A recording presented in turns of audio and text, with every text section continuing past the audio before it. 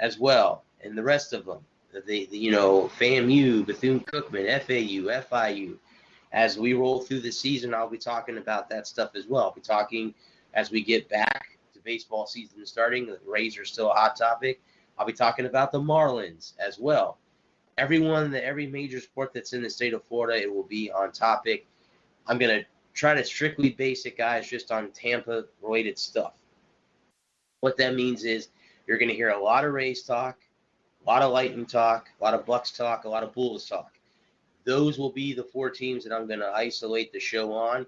It will start off as a half-hour show. I'm hoping that it will extend as far as this one does, moving forward into like a 2-hour show where I can extend it a little bit more. And then that way I could talk about the Dolphins and the Jaguars. And like I said, with hockey, you got the Lightning and the Panthers here. So I could talk about both of those teams as we get closer to hockey season and stuff like that. But again, it will be just strictly Florida-based. So if you want to listen to it, you're near the state of Florida, or you just like a team here in the state of Florida, come see me. Come over there, guys. I want everyone that's on here to hop over there and listen to me on there. Even if you're not even if you love me, just me talking in general, hop over there, and let me know what I'm doing right, what I'm doing wrong. I'm going to also be talking, guys, about, here, let me get this right, these people too a lot. There's a local roller derby, female roller derby company. I will be talking a lot about them too. I'm going to do Thursday, I'm going to do a skater bio for their bouts. And then on Mondays after, I'm going to do a game review. So if you happen to know who these fine ladies are at Deadly Rival, get your tickets, guys. Once a month, they have a kick-ass roller derby. I fell in love with it. I go. I won't be there next month because I'll be on vacation. And just in case, guys, other than that, I'll give you kind of a scheduling update. There will be no Tampa talk on October 14th, and there will be no Walker report on the 17th. I will be on vacation with my family in Disney World, so there will be neither show will be broadcasted that week as I will be on vacation, but I will be back the following Monday, I believe it's the 22nd. Let's see here, the 22nd of October. Hang on just a second, guys. Let's see. Yes, it will be the 21st that I'll be back on there. And I believe my man Lewis is on. How are you doing, sir? All right, Bradley. Sorry, I'm a little late, but I had to take care of something. But I'm here. No problem. As you can hear, I'm not feeling 100%. I have a bad cold. Wow. Yeah, I didn't want to miss the show tonight, so I well, it is Ragweed season 2, Yeah, I hopped on here to make sure that all the people that listen and everything else going on, that I still give you guys a show. So I'm here. I'm not 100%, but I'm not I'm not that sick where I can't do this. So right. So anyway, you guys coming to play my Patriots this week, you guys are banged up. The Jets are banged up pretty badly. No kidding. Question is, what to do about a third-string quarterback. I mean, you're third-string for a reason. You're not that good. So, right. But when he stepped into the game, he didn't have a bad outing, 199 yards. That was 20 for 25. So maybe this kid has something. Or was it just a fluke?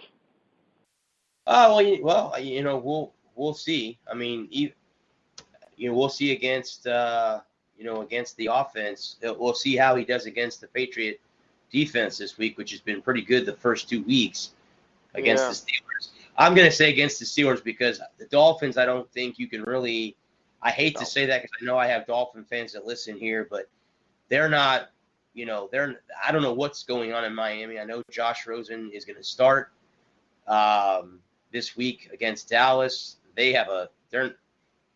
If they score any points against that defense, I would be surprised. It's too late to consider Dan Marino out of retirement. They haven't had a quarterback since. They haven't had a quarterback since he retired. Yeah. Oh, how the mighty have fallen. Yes. Yeah, because, I mean, if you think back, they used to be one of the model franchises that we all used to watch. Sure. I mean, obviously, me and you being in the same division as them, we have an issue with that, but we would I mean, still because watch. we used to fear them the most.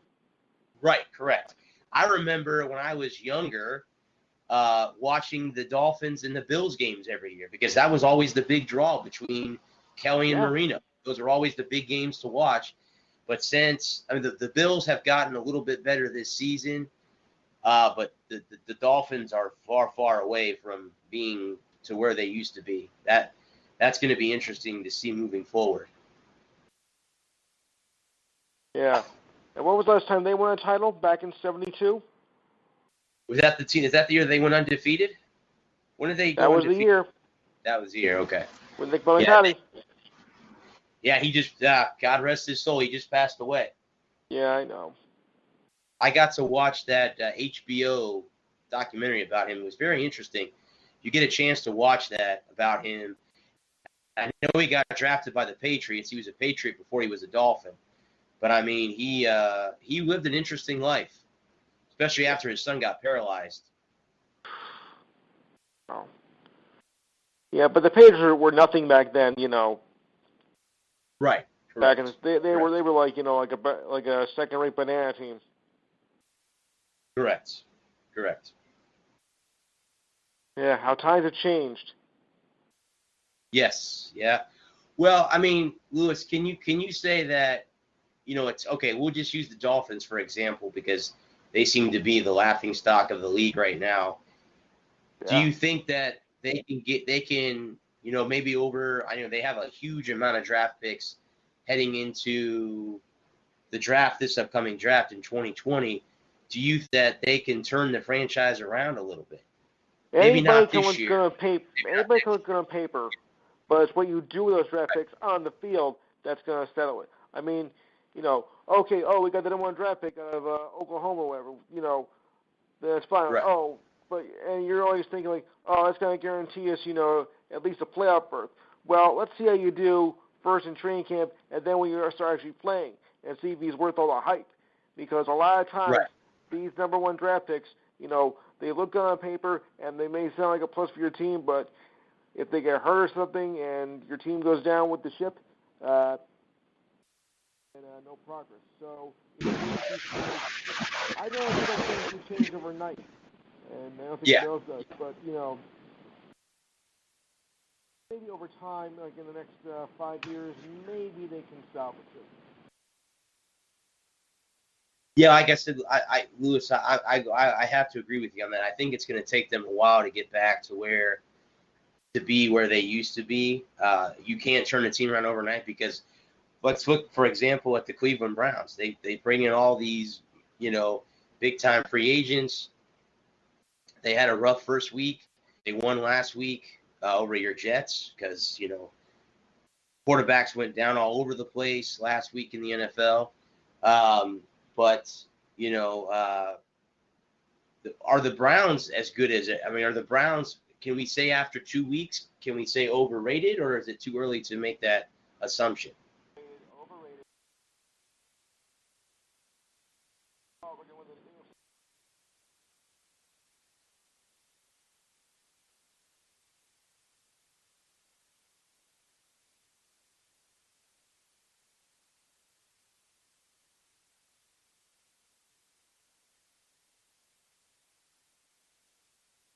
Trying to be. You were 0-16 just 2 years ago. You still have a below 500 record this season, and you think you're going to be at least division champions this year? No. Well, that's lucky to get a wild card. To me, when I looked at that division this year, I had Baltimore. I thought that Pittsburgh was going to fall off. I didn't think they'd fall off this much. And now with Big Ben out, I don't know how the Steelers are going to do the rest of the season, but. I had Baltimore picked, and Lamar Jackson has been, the talk of the NFL the first 2 weeks of the season. So, I mean, Cincinnati, they're not even anywhere. They're not even relevant at the present moment. They're down there with the Dolphins. So, basically, it's either Baltimore or Pittsburgh. Cleveland, again, they have another game coming up. So we'll have to wait and see. But you're right. They were 0-16. They had an under 500 record last year, and they're 1-1 this year. So, they have a lot of egos to contain on that team. Mm-hmm. So, Lewis, we're going a little bit closer to playoff baseball. How are your Yankees going to do moving forward? Yankees are on the brink of winning the division title for the first time in 10 years, and they're having an easy time tonight.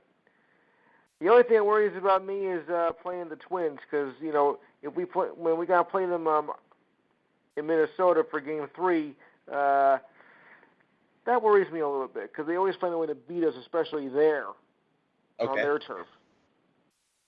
So do you think that you think the Astros are going to be the top team? They'll play the wild card team. Astros, it's a tough call because the Yankees and the Astros are neck and neck. So it's got to come down to the last game of the season to determine that. Both are going to wind up with at least 100 wins. It's going to be a real close call to see who's going to get that home advantage. Okay.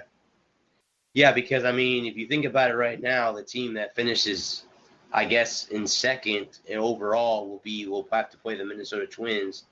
And then, of course, the wild card right now, if it ended today, would be Oakland and Tampa Bay, and they'd have to go to Oakland to play the A's. But the Indians are not far behind the Rays either, so who knows how that's going to shake up the rest of the way. It should be a very interesting last weekend. Also interesting in the National League because, the Mets are fighting back. Yes. And the Cubs and the Brewers. So this also going to come down to the last few days of the season. This is going to be it's like a horse race. Correct. I did hear, Lewis, something earlier on the radio today that Joe Madden's on the hot seat in Chicago. Is that true? I heard a little something about it. I just think 3 years ago, I didn't get a chance to hear all of it, but I think if they don't make the playoffs, which I think they will, but I think if they don't go too far, Madden might be on the line. Figures. Well, from a guy who gave the World Series just 3 years ago. Oh, this I was how you just take going to bring that up, that they won the World Series 3 years ago. So that's weird how times have turned that quickly that he's going to get fired. Yeah. And if the Dodgers don't win the World Series or don't even advance, there's going to be some changes made in the lineup and in the front office because they are becoming the Buffalo Bills of baseball. Yeah, I totally agree with that. I could very, very, very likely see Dave Roberts get fired if they don't win the World Series. I still think to this day it's going to be the Yankees and the Dodgers in the World Series. I think that all of baseball, unless you despise those two teams, would love to see that, old school matchup. Oh, yeah. Back when the Dodgers were in Brooklyn, so, I think it would be. My mom was a Brooklyn Dodgers fan. Yeah. They were, when they were in Brooklyn, and they moved out west. But, I think traditional baseball fans want to see it. Oh, yeah. Want to see that. I really honestly could say that in a weird way, baseball doesn't want to see any small market teams in there because they can make more money off the big markets like Los Angeles or New York, Boston. Boston. Well, Boston's not going this year. Yeah, the Red Sox won't even be in the playoffs. But, markets like that, they don't want to see the Minnesota Twins in there because they're a small market. Or Tampa. No offense. They don't want. No, none offense taken. We're not as big as New York and Boston and LA and all that. So yeah, they just don't want to see teams like that in there because they don't draw enough TV time and TV stuff. So right. Again, this would be a off the wall thing, and I know this is not going to happen because I don't think the Brewers have a shot at the playoffs. They might. But let's just say, for example, it was Minnesota and Milwaukee in the World Series. Not too many people are going to watch that World Series unless you're a team, right. A fan of those two teams. So they want to make sure that they can get, the Yankees have a big fan base. The Dodgers have a big fan base all over the country. So they want to make sure that they can get two teams. I'm not saying the MLB is going to fix it, What I'm saying is they don't want small market teams like the Rays and the Twins